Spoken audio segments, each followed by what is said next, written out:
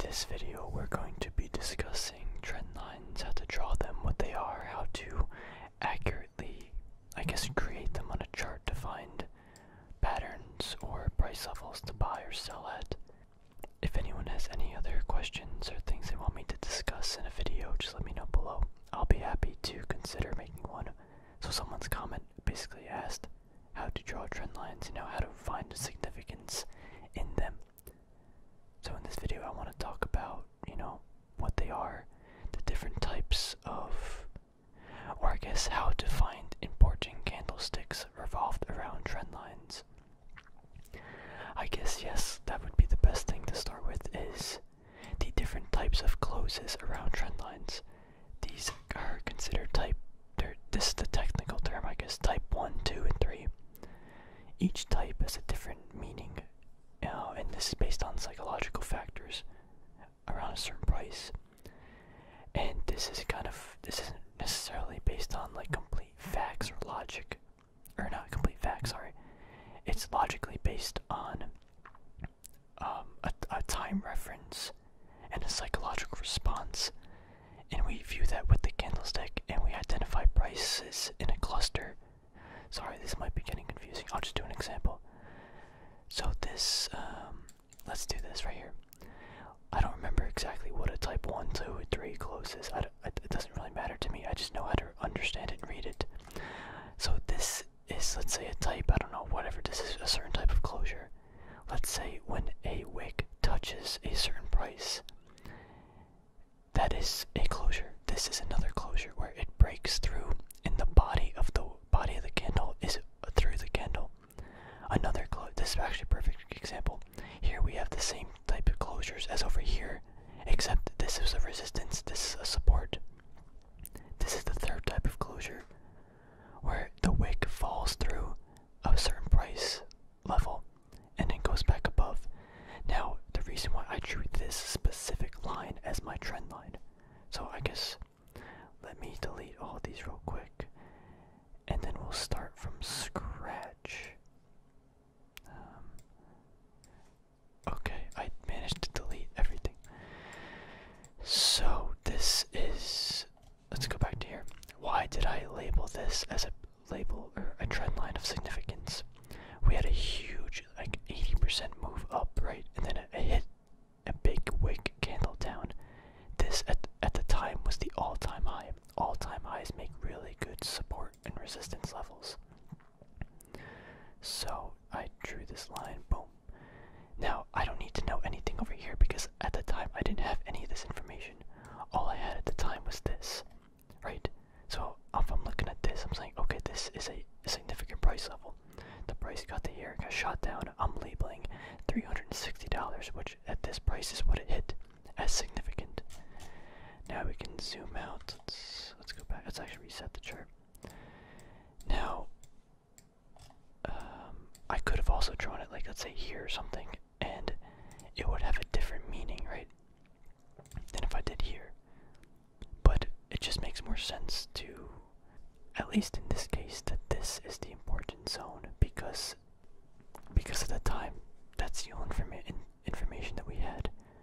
So let's see, how do I explain this now? So now this is my significant price level. Eventually it breaks above. When I see this candle, I'm saying, okay, that's good. It's a different type of close. If this closed like this, then that would mean, oh, the price hit there and shot down. That's pretty bearish. But this is very bullish going into this price level. These are daily candles, by the way. So now it eventually goes up and then retests this price. How do I know it retested? It came down. It literally, you see these wicks. It touches it, bounces above. Next day, touches it, bounces above perfectly. Absolutely perfectly touches that. So this candle wick is very important. Actually, I guess these both are. Every candle has a certain level of importance, and you can't just say this candle is important because this. It's all dependent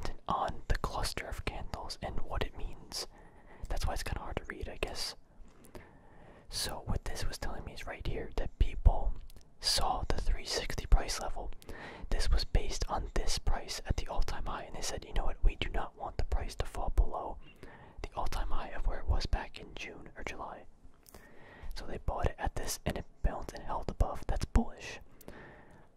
This is bullish, but it's also a little bit more bearish. But because this body is so large after the push above, that this is actually really bullish. So what do I mean by that? Here the price goes down, it falls below 360. I guess here you can say it fell below 362. This is actually really a bearish signal. This might have went down, but something probably happened this day that, you know, it just happens, you know. Getting back to this, the price falls below the level. We see that in the wick. And then it shoots all the way back above and pushes back to even for the previous all-time high. Or not all-time high, the previous open of the, or close of the day's candle before. Okay, I realize I might be getting a little, this is all on topic, it just might be getting confusing, but I just want to explain this very in-depthly, and then we'll branch out to broader structures and stuff. Hopefully that'll make you understand things better and more easily. So these types of closes, you see 1, 2, 3, these are all bullish. And this is based on this price back here. So now let's zoom out actually. Now that I labeled that this 360 price is a support level based on these candles and the wicks, this wick right here is actually pretty, these two are kind of bearish, but because we have these, it looks pretty good. Now, I want some other price supports, right? So right away, I can see, you know, let's see that we see this channeling for funneling right here. What I want to do usually is take my line. So again, you can draw any line you want on any chart, but it's important to try to make it significant. I want to draw a line where the most candle wicks are going to be touching, because that is something I deem to be significant. Before we had this good like 20% trade, I didn't have any of these candles. Let's just pretend these aren't here. I see this candle, I see this, I see this, I see this, all these candles in this price. So what I'm going to do is I'm going to try to create a line that connects as many of them as possible. So I guess this looks alright. Maybe here. We're going to do this. Okay, now then I'll show you why I drew this, right? Exact at this price. So this is about 425, 426. A psychological level is usually anything with like 25 or ends in a 0. So this is actually might make more sense if we draw a trend line at 420. It's close enough. 425. This is basically.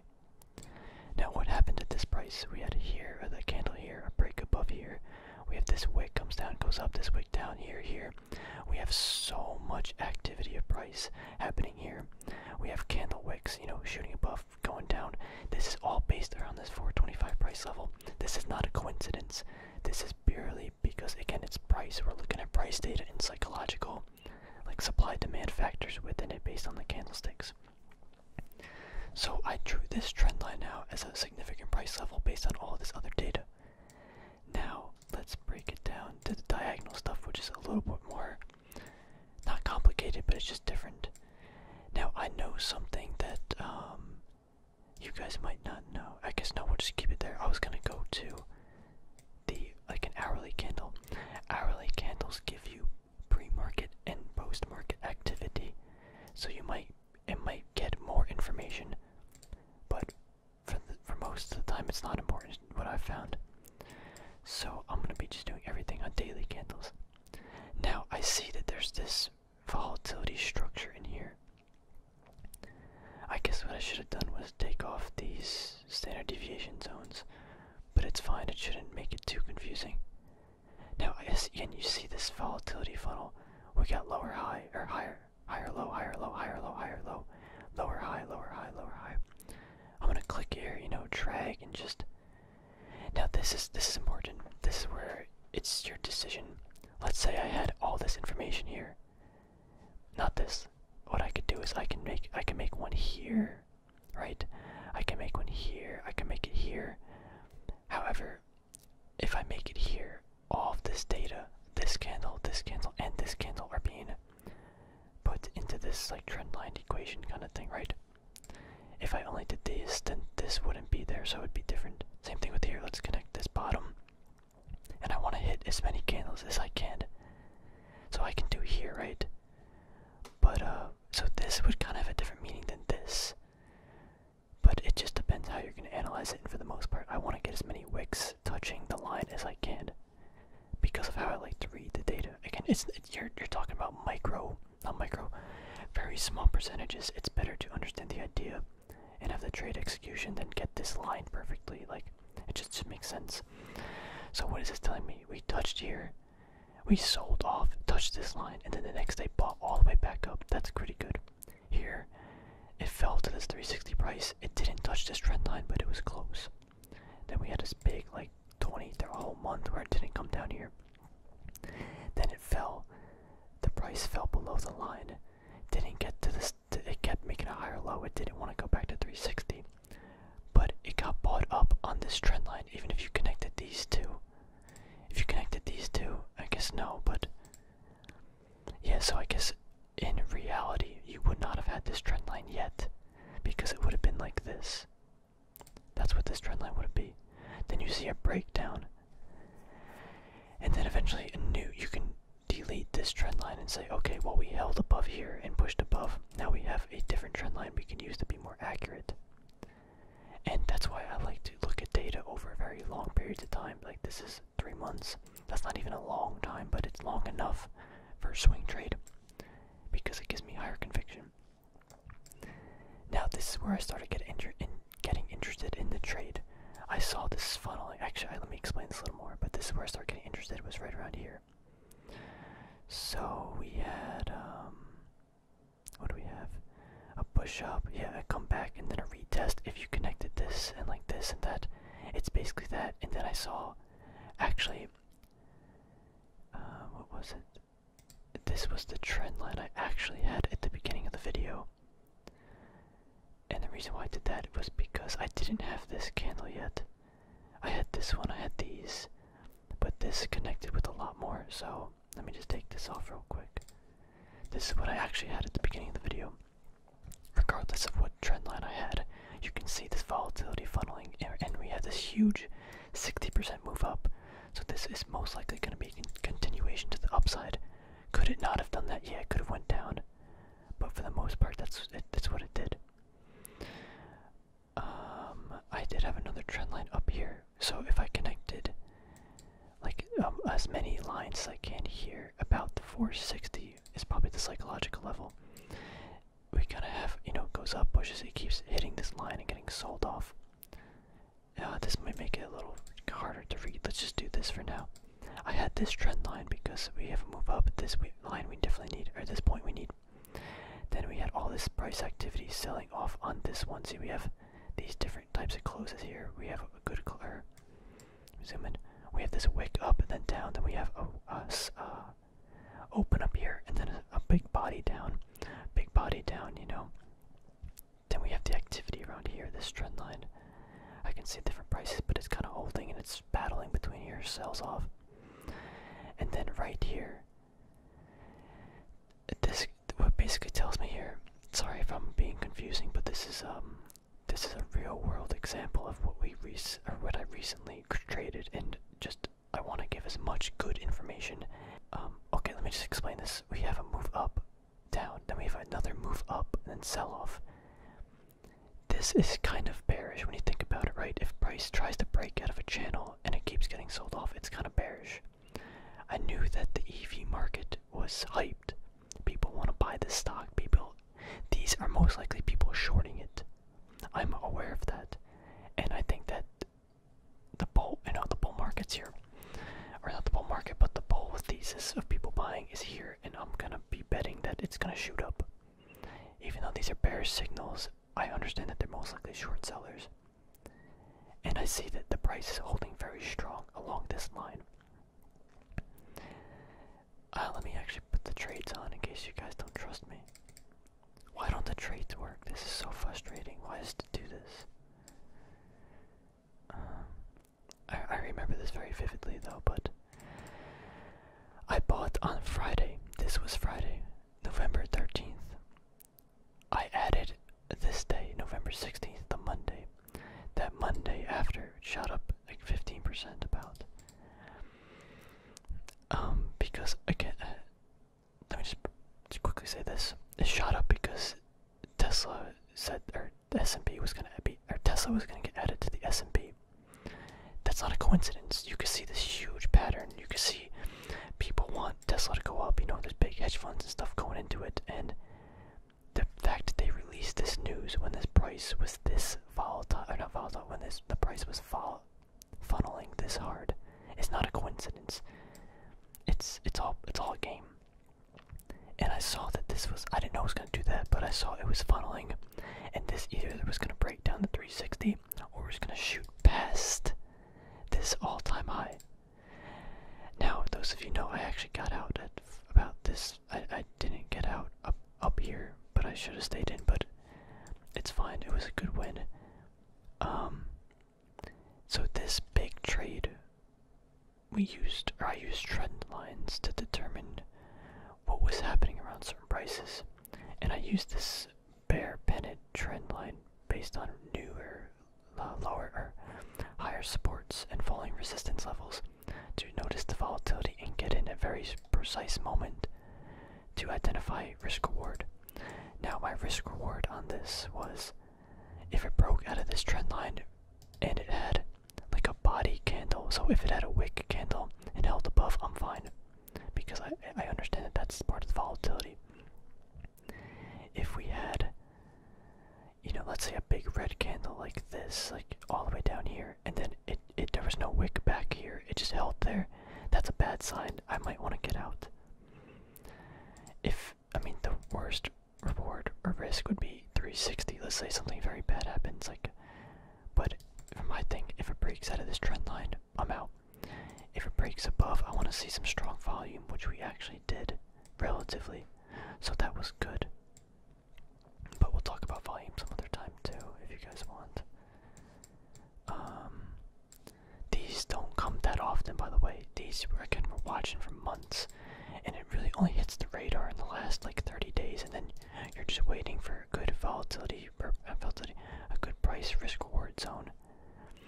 And I could have gotten in here, but again, it's like between high and lows, it's about 10%. Here, it's like 2 or 3%, so I waited a long time. I got very specific, and I was patient. I might have missed the move though, right? But that's just part of the trading, and that's part of when do you want to take on the risk. So yeah, again, these trend lines, that's how I kind of made them. We can go to a different example. Let's go to like some new company that I might never have seen before. Actually, yeah, we can go to, let's analyze HL. It's a gold miner. I'm not too interested in it, but let's just draw some trend lines. So usually I start at some really big zones, you know. So I can right away, you can see right down here, we got a lot of price activity. This candle, because of this wick, I like to see wicks that get bought up or pushed down like here, because that clearly shows like where highs and lows might be. Not all the time, but it might be. So we got a nice low all the way down here. So that's like at $1.80. Let me zoom in. This is probably exactly $1. Yeah, 97 cents is basically like the all-time low. That's kind of on a big time frame. Let's only look at it for like 5 years. This wick is really bearish. It hits a price of 760, then gets pushed down. What I want to do now is because I want to, so there's multiple ways to do this. Let's say I want to make this. Let's make this. Why did I make this a significant price zone? It's about 375, which is about a $25 price, like a psychological level. We also have one candle here. Let me zoom in. One candle here touching it. We have a candle here, candle here, candle here, candle here as well. A big one here, here, here. So I could have done it up here too. But I like to have a lot of price touching my trend lines. So this is a linear trend line that I want here. Now, again, it actually perfectly touches that too. That's not a coincidence. Again, I wasn't even looking over here yet, so I didn't do that on purpose. Now, if I look around here, right? Why am I looking here? We have 1, 2, 3, 4. We have all these right here. And we have, yes, this is perfect. this one, we have this one, we have this. We have so much activity here. Look at all that. I could also do like here. Wow, here's a lot of activity too. Yes, this is fine. Let's do this, extend to the right here because we have a low. You know, we have a low and it keeps bouncing here. This one's also important because this is now like a little channel, you know. Again, there's many ways of looking at this, but I try to find a lot of points that are connecting and touching. I mean, here's a good price zone too. We have, yeah. So kind of what I'm doing is, I'm filtering out all the price action noise or the candle noise, and I'm saying, here's a price zone, here's a price zone, here's a price zone. These are all important price zones that when this stock is gonna hit these price zones, something's gonna happen. So check this out. I don't need any candles over here. I got this one. I got these over here. All these to say that 465 is a price level that's important here. Now what happened over here? It shoots up and then it starts falling and it finds a support at around the 465, and you can see candle confirmation. This one got a little iffy because the body closed below. That might be scary, but the next week, because these are weekly candles, it shot all the way back above. Wow, 20% candle move in a week. Let's go to daily candles. So I started bigger time frames and I work my way down. Now we're at daily candles, and I can see that because of what happened all the way back here, I kind of not predicted, but I have a high probability of saying, okay, this might interact in this zone. So now what am I looking at here? I'm saying, okay, well, if let's say the price falls back here, maybe let's say I want a position in this. I just have some, idea. Also, I see that right here is a pretty strong trend. Right, we have all this candle activity going right here. We have this whole like 2 weeks of data just falling around this price based on 1, 2, 3, 4, these 4 hits. And I don't usually do that. That's fine to have. Then we could also do something like that, but I don't like that. So I'm looking at this. Let's say I want a position in this. Let's say I think something's coming. Well, I say 465 is like a very low. If I can get it at this price, I can cut my risk reward and say, you know what? Let's say it falls to like 450, a psychological level, and it holds there.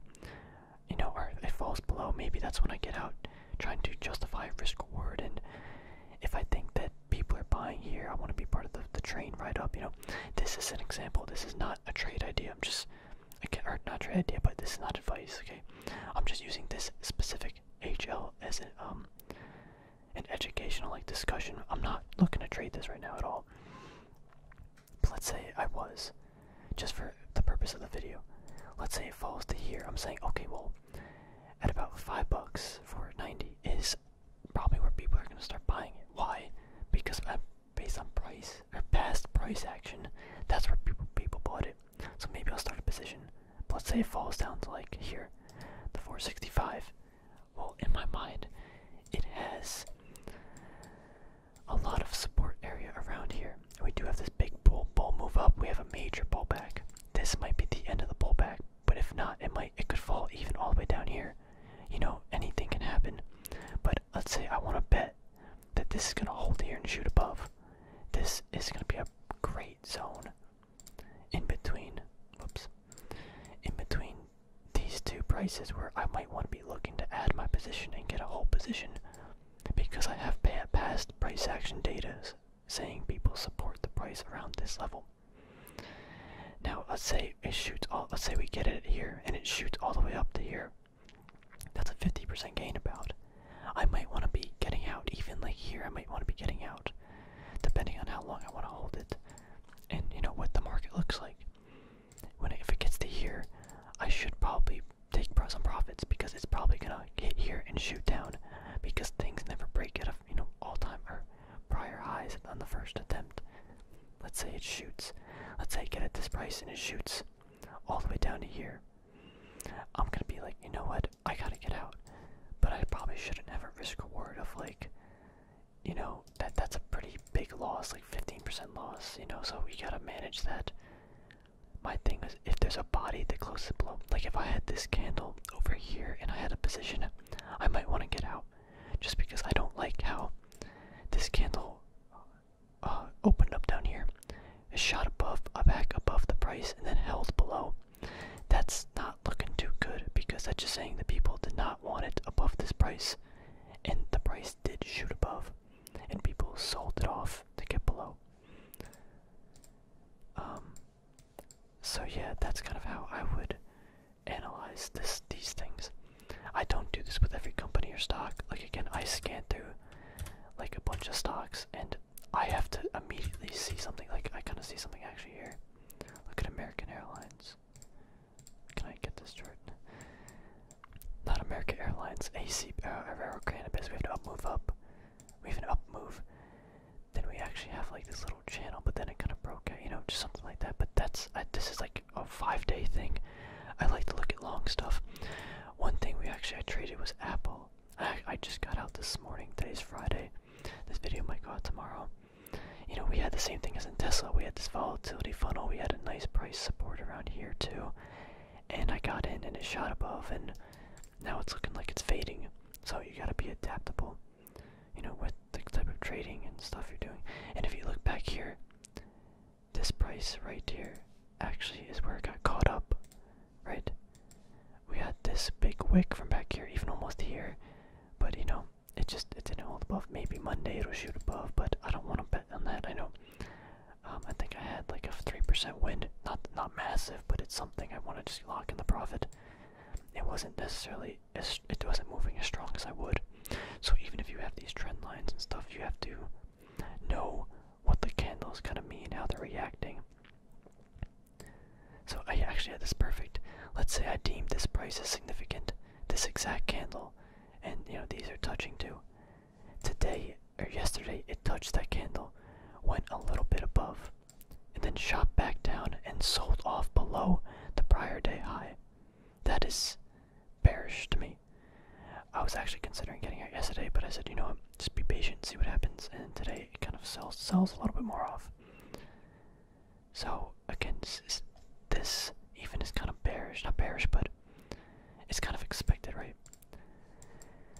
You know, price moves up to the trend line or a prior price level, and then sells off a little bit. Same thing, hits it, sells off a little bit, hits it, sells off, but then sells off even harder. You have to just read the candles around your trend line and just see what they mean. But as for, you know, just drawing trend lines, it's kind of simple. It's just trying to find the important trend lines that you're gonna deem as valuable, you know. So yeah, I think that's gonna kind of wrap up this video. This is actually a really long video. Hopefully I didn't ramble on too much about nothing. Hopefully you guys found it valuable and important. But yeah, that's how I use trend lines. This is actually a good example too, real quick. You know, AMD, trend line up, kind of break above, you know, a fall below, a sell off, trend line below, you know, perfect, kind of just like a linear pattern. I don't know, it's interesting. Yeah, wow, that's actually like perfect. I think the bots really trade this, to be honest, because there's so many patterns that happen in this, and it's really weird. But yeah, AMD is kind of good. Just notice some trend lines and stuff. Anyway, again, kind of a long video. Let me know if you need more clarification on something. I didn't really hold back here with explaining some stuff. I went pretty in depth, I think, and maybe my explanation was a little bit too confusing, but I think all the information was here, and I think I hopefully explained it decently. So thanks for watching, everybody, and hopefully you found this valuable. I'll see you later.